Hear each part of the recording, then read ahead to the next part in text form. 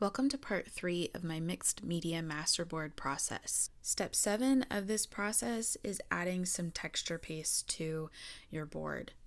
I'm using a palette knife to apply this crackle paste, which is translucent, to different areas of my board.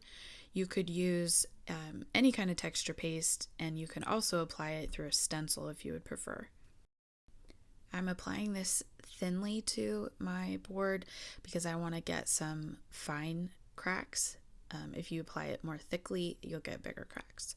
With crackle paste, you also want to let that air dry, otherwise you won't get the crackle effect. Now I'm going to flip it over and start cutting it up.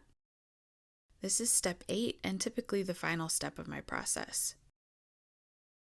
I like to clean up the edges of the board first, which is what I'm doing here, and then I'll start cutting the board into my various pieces. Since this is multiple layers of material, I do prefer to use a ruler and a knife, but if you have a larger paper cutter, you could use that.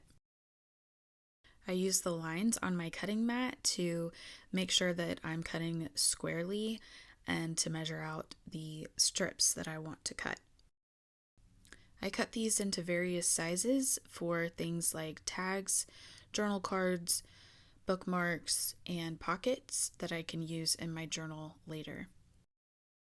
Once I have all the pieces cut, then I will start to flip them over and see what they look like.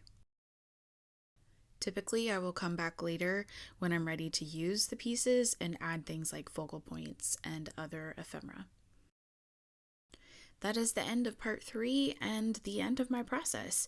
If you have any questions about my process, please leave a comment below, and thank you for watching. You can find parts 1 and 2 on my profile, and I'll try to leave links below. Thanks for watching.